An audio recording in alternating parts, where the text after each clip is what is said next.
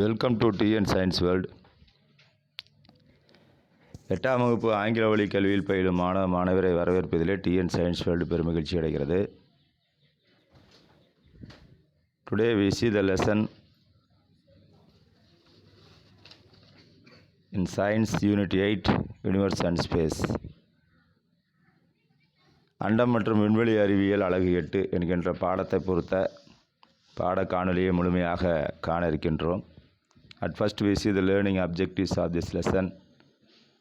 Know about the parts of rocket and types of rocket fuel. ராக்கெட்டினுடைய பகுதிகள், ராக்கெட்டினுடைய எரிபொருள் வகைகள் பற்றி அறிந்து கொள்ளுதல். Understand the principle behind the launching of rockets.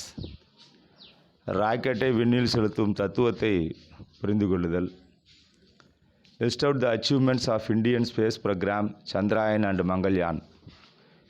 இந்திய விண்வெளி திட்டங்களான சந்திராயன் மற்றும் மங்கள்யான் பற்றி அறிந்து கொள்ளுதல்.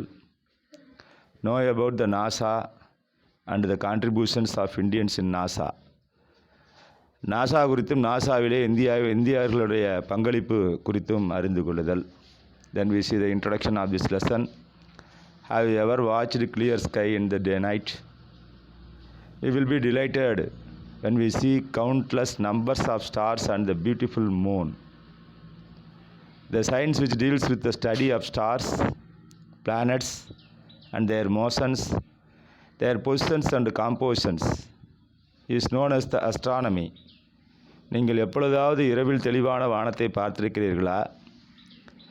எண்ணிலடங்கா விண்மீன்களையும் அழகான நிலவையும் பார்க்கும் பொழுது நாம் மகிழ்ச்சி அடைகிறோம். விண்மீன்களை பற்றியும் கோள்கள் பற்றியும் அவற்றினுடைய இயக்க நிலைகள் மற்றும் பகுதி பொருட்கள் மற்றும் கட்டமைப்பு ஆகியவற்றை பற்றியும் படிக்கும் அறிவியலுக்கு வானியல் என்று பெயர். That is also called as astronomy. The stars, the planets, the moon and the many other objects like asteroids and comets in the sky are called as celestial objects. இயக்கநிலை பகுதி பொருட்கள் மற்றும் கட்டமைப்பு ஆகியவற்றை பற்றியும் படிக்கும் அறிவியலுக்கு வானியல் என்றுதான் பெயர். வானத்தில் உள்ள விண்மீன்கள், கோள்கள், சந்திரன், விண்கற்கள் மற்றும் வால்மீன்கள் போன்ற பிற பொருட்கள் யாவுமே வான் பொருட்கள் என அழைக்கப்படுகிறது. The sun and the celestial bodies which revolve around it from the solar system, a collection of billions of stars held together by mutual attraction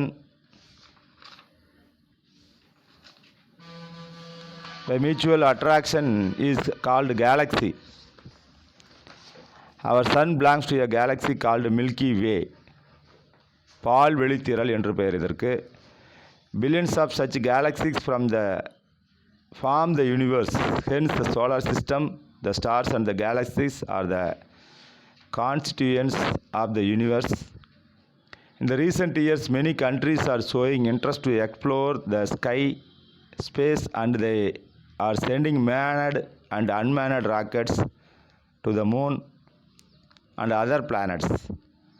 Our country also has launched a number of rockets into space and achieved a lot of space research. In this lesson, we will study about the launching of rockets, types of rocket fuels, Indian Space Research Program and NASA. சூரியனும் அதனை சுற்றி வருகின்ற வான்பொருள்களும் சேர்த்து சூரிய குடும்பத்தை உருவாக்குகின்றன என்பது நமக்கு முன்னரே தெரியும். கவர்ச்சி விசையினால் பிணைக்கப்பட்ட லட்சக்கணக்கான விண்மீன்களுடைய தொகுப்பு விண்மீன் திரள் எனப்படும். இது நமது சூரியனுடைய பால்வெளி விண்மீன் திரள் என்ற விண்மீன் திரளை சேர்ந்தது.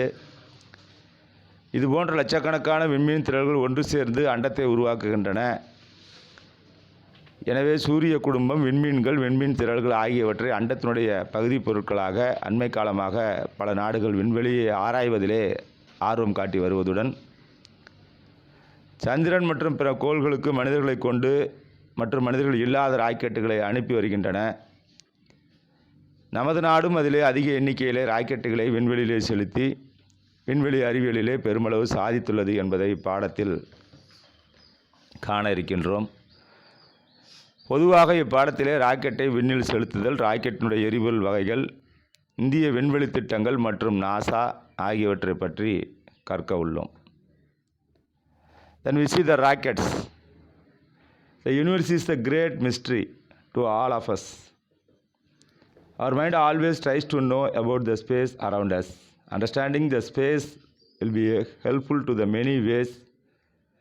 Space research provides information to understand the environment of the earth and the changing the climate and the weather on the earth. Exploring the space will be help us to answer many of the challenges we are facing these days. Discovery of rockets has opened and a small portion of this universe to us. இந்த பிரபஞ்சமானது நமக்கு ஒரு புதிராகவே உள்ளது. நமது எண்ணங்கள் எப்பொழுதும் நம்மை சுற்றியுள்ள விண்வெளியை பற்றி அறிய முயல்கின்றன. புவியினுடைய சுற்றுச்சூழல், காலநிலை மாற்றம் மற்றும் வானிலை குறித்த தகவல்களை வானியல் ஆய்வு நமக்கு தருகிறது. இன்றைய நாட்களிலே நாம் எதிர்கொள்ளும் பல்வேறு சவால்களுக்கு விடை காண விண்வெளி ஆய்வுகள் உதவும். ராக்கெட்டுகளுடைய கண்டுபிடிப்பால் இது நடக்கிறது. இந்த பிரபஞ்சத்தினுடைய ஒரு சிறு பகுதியை நம்மால் அறிய முடிகிறது. Rockets helps us to launch space probes to explore the planets into solar system. They also helps to us to launch space based telescope to explore the universe. More than all rockets. சூரிய குடும்பத்தில் உள்ள கோள்கள் குறித்த ஆய்வுகளை மேற்கொள்வதிலே விண்கலங்கள் அனுப்ப ராக்கெட்டுகள் உதவுகின்றன. அண்டத்தை ஆய்வு செய்வதற்காக விண்ணிலிருந்து செயல்படும், விண்ணிலிருந்து செலுத்தவும் ராக்கெட்டுகள் உதவுகின்றன. இவற்றுக்கெல்லாம் மேலாக பல்வேறு வகைகளிலே பயன்படக்கூடிய செயற்கைக்கோள்களை சேட்டலைட்ஸ் விண்ணில் நிலைநிறுத்தவும் ராக்கெட்டுகள் உதவுகின்றன. நமது நாடானது மிகச்சிறந்த ராக்கெட் தொழில்நுட்பத்தை கொண்டு உலகளவிலே பல்வேறு விண்வெளி தொடர்பான சேவைகளை வழங்கிட அவற்றை பயன்படுத்தி வருகிறது. இதற்கு உண்டான லிஸ்ட்ஸ் கிட்டத்தட்ட இதுவரையிலே நூற்றுக்கணக்கான 121 வகையான கோள்களையும் ராக்கெட்டுகளையும் நமது நாடு ஏவியுள்ளது என்பதை இணையதளத்திலே நீங்கள் காணலாம். இந்த பாடத்தை படிப்பதற்கு முன்னதாக already you have studied in the refresher course model. அதிலே உங்களுக்கு கேட்கப்பட்ட ஸ்டூடெண்ட்ஸ் ஆக்டிவிட்டியில் இந்த கேள்வி கேட்கப்பட்டுள்ளது.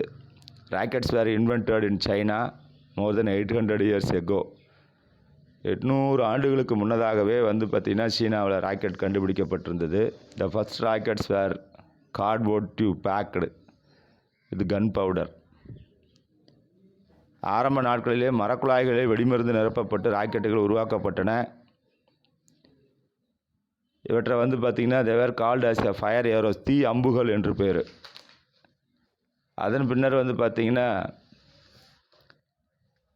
கிபி 1232 Chinese used this fire arrows to defeat the invading Mongol army. 1232 மங்கோலிய இராணுவ வீரர்களுடன் போரிடுவதற்காக சீனர்கள் இந்த தீ அம்புகளை பயன்படுத்தினார்கள். The knowledge of making rockets soon spread to the Middle East and Europe.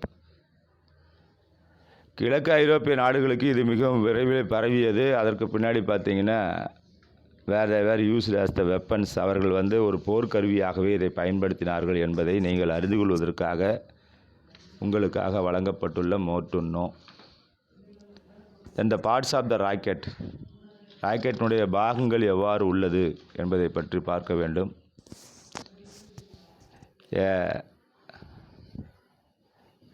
Rocket is a space vehicle with very powerful engine designed to carry people or equipment beyond the earth and out of into space. There are 4 major parts of the system in the rocket. Rocket என்பது மனிதர்களை அல்லது கருவிகளை பூமிக்கு அப்பால் விண்வெளிக்கு கொண்டு செல்வதற்காக சக்தி வாய்ந்த இயந்திரத்துடன் வடிவமைக்கப்பட்ட ஒரு விண்வெளி வாகனம். ராக்கெட்டிலே 4 முக்கியமான பாகங்கள் அல்லது அமைப்புகள் உள்ளன. அவை முறையே ஸ்ட்ரக்சரல் சிஸ்டம் கட்டமைப்பு அமைப்பு, பேலோடு சிஸ்டம் பணிச்சுமை அமைப்பு,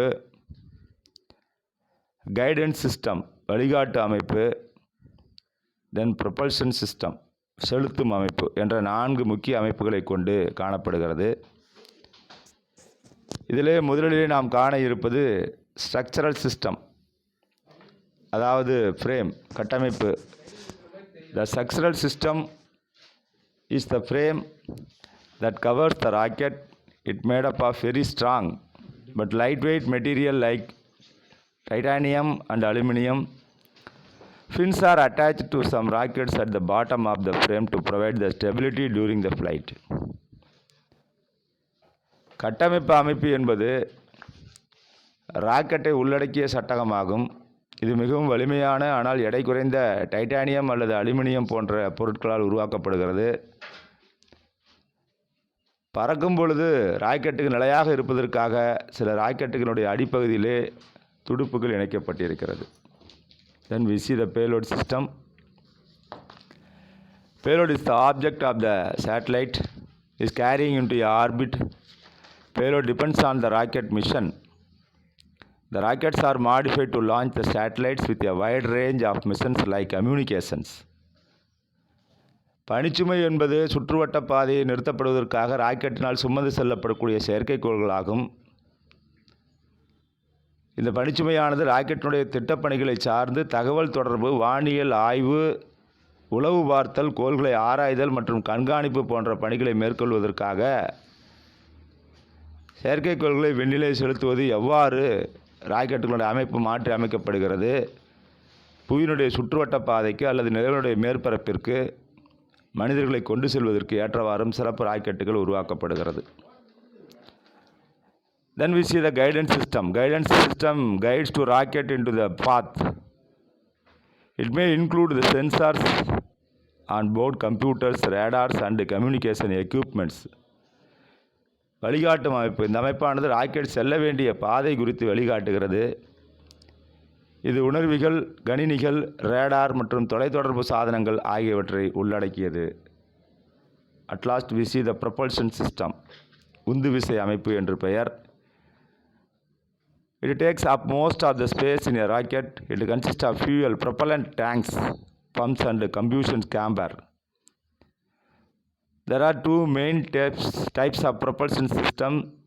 They are liquid propulsion system and solid propulsion system.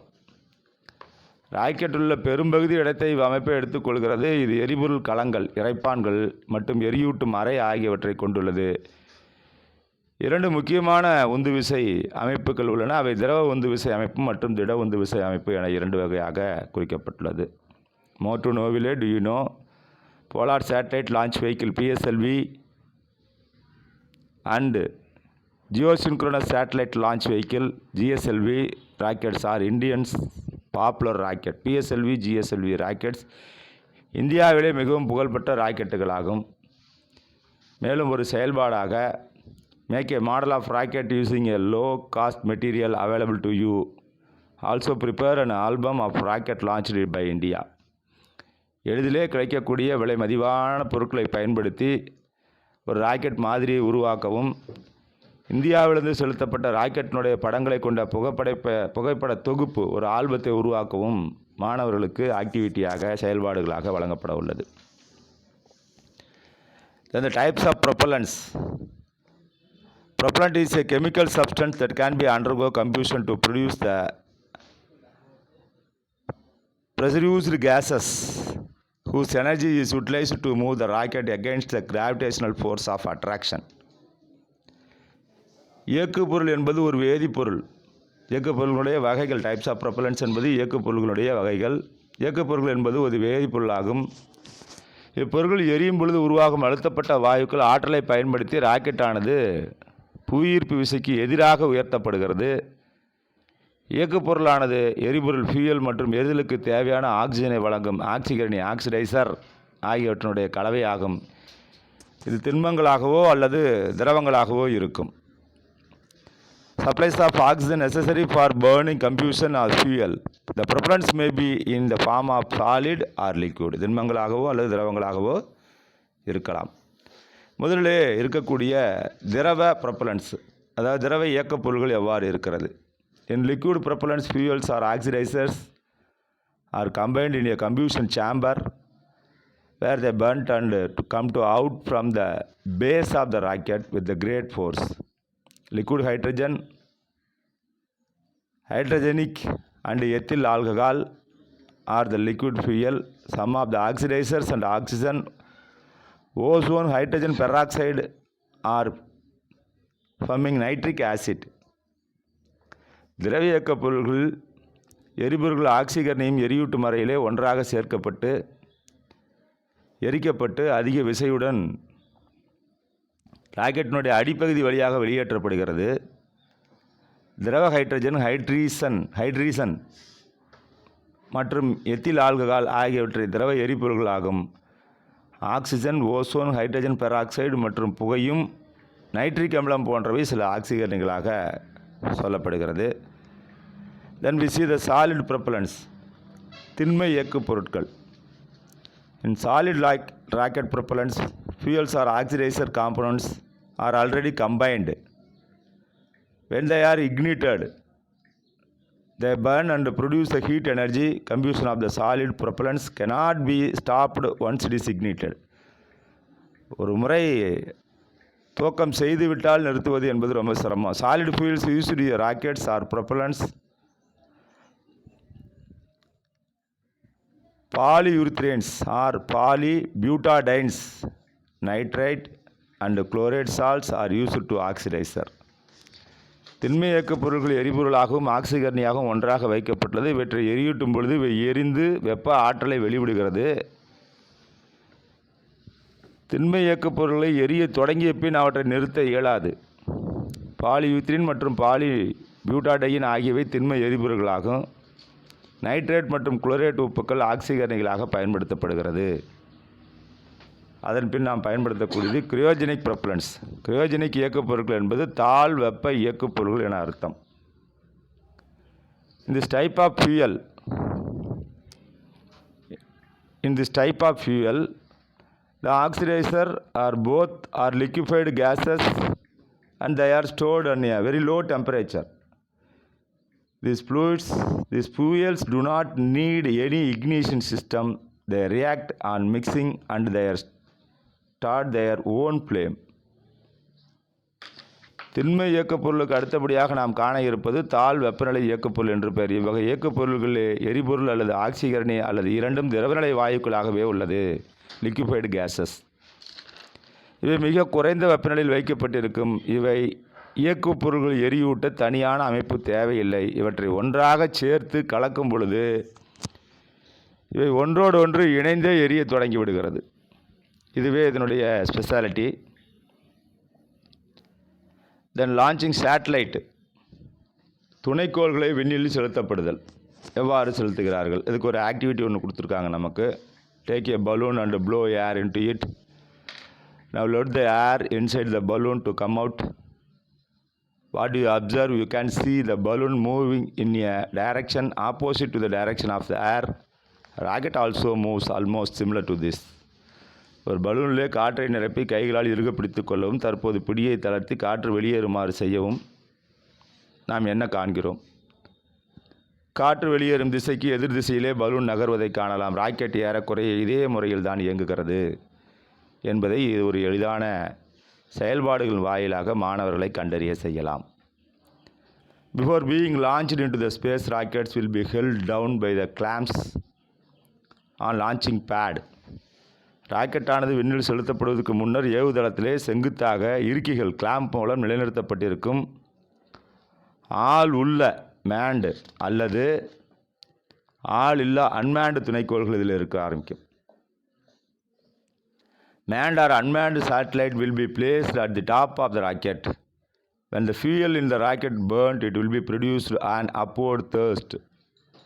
Upward thrust மேற் செல்லக்கூடிய உந்து விசை.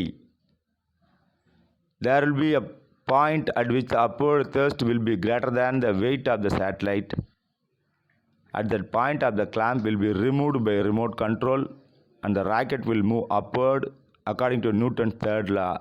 For every action, there is an equal and opposite reaction. As the gas is released downward, the rocket will move upward. ராக்கெட்டுடைய மேல் பகுதியிலே வைக்கப்பட்டு இருந்தாலும் rocket உள்ள எரிபொருளானது எரியூட்டப்படுகிறது. அது மேல் நோக்கிய உந்து விசையை உருவாக்குகிறது. இந்த விசையானது ராக்கெட்டின் எடையை விட அதிகமாகும் பொழுது தொலைக்கட்டுப்பாட்டு கருவியின் மூலம் இறுக்கிகள் நீக்கப்பட்டு ராக்கெட்டுகள் மேல் நோக்கி நகர்கிறது. ஒவ்வொரு வினைக்கும் சமமான எதிர்வினை உண்டு என்ற நியூட்டனுடைய 3வது இயக்க விதியின்படி ராக்கெட்டிலிருந்து வாயுக்கள் கீழ் நோக்கி வெளியேற்றப்படும் பொழுது ராக்கெட்டானது மேல் நோக்கி நகர்கிறது. அதற்கு அடுத்தபடியாக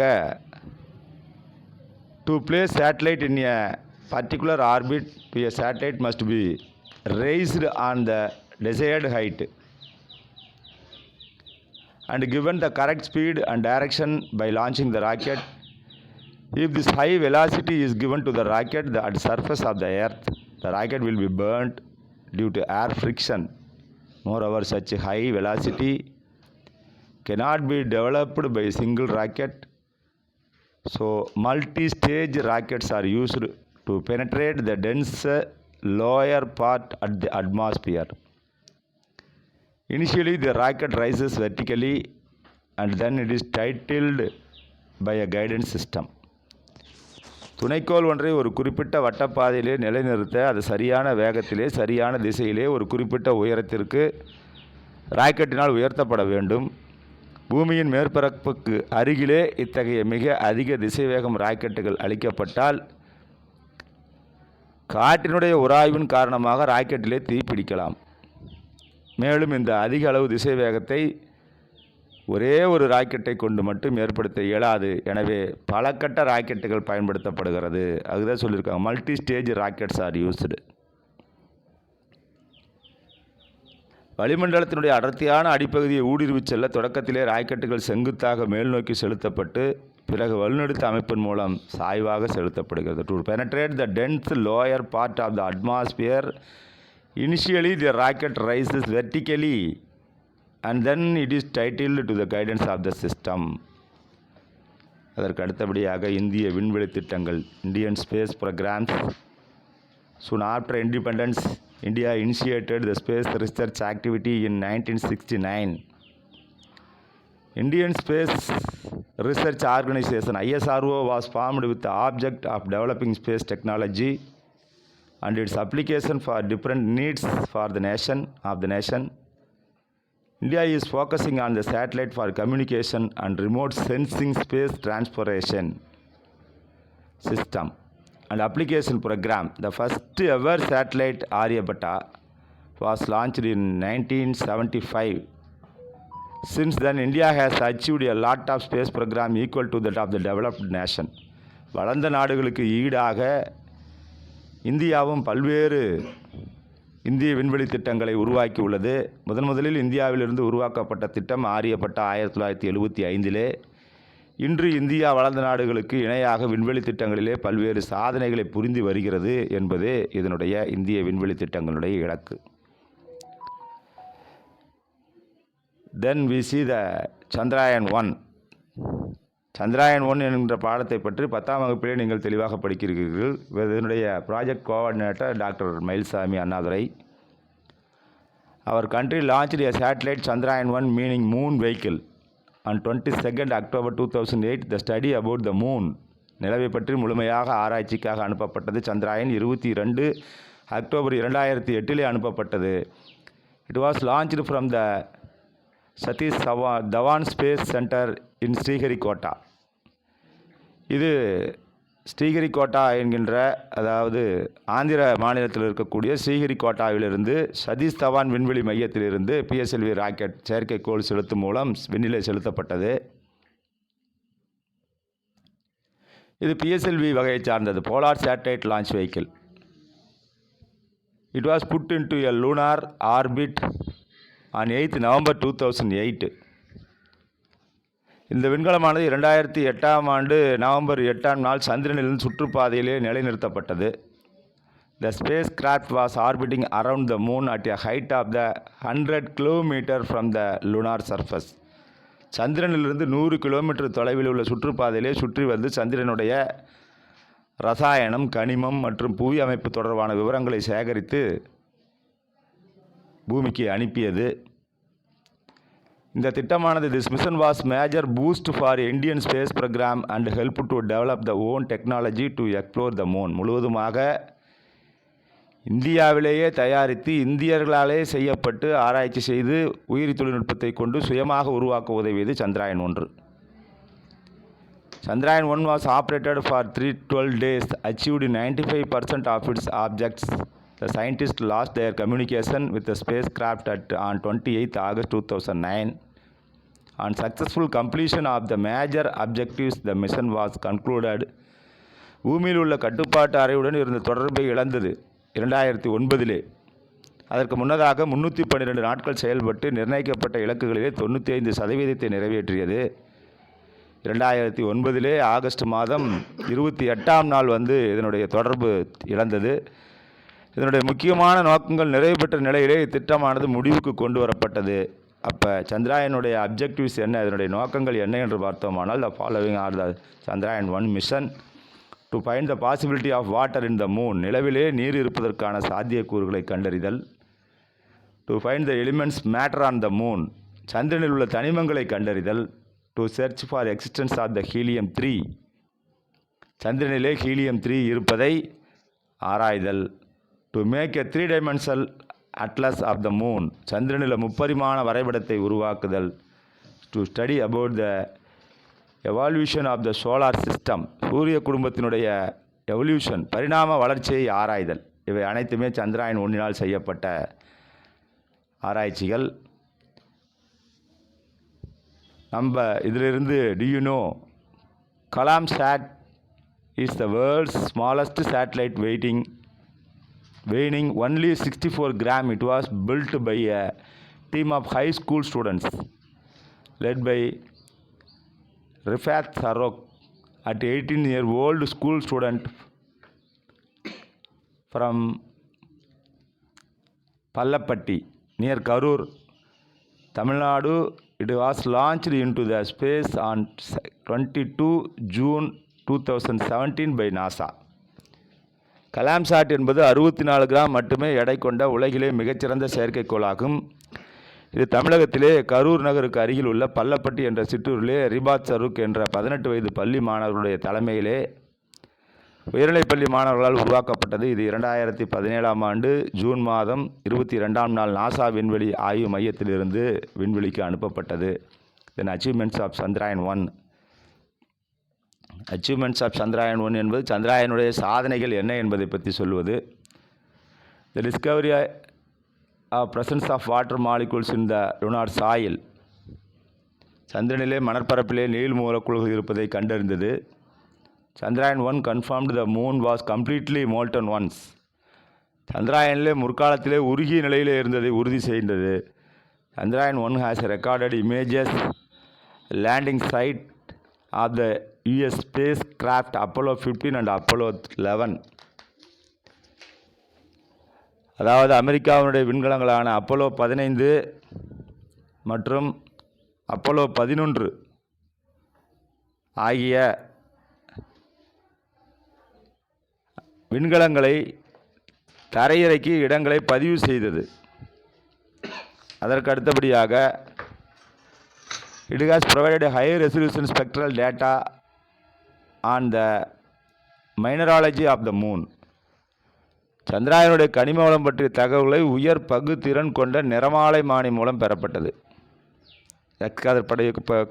கதிர்படை மூலம் சந்திரனில் அலுமினியம், மெக்னீசியம் மற்றும் சிலிக்கான் இருப்பதையும் கண்டுபிடிக்கப்பட்டது.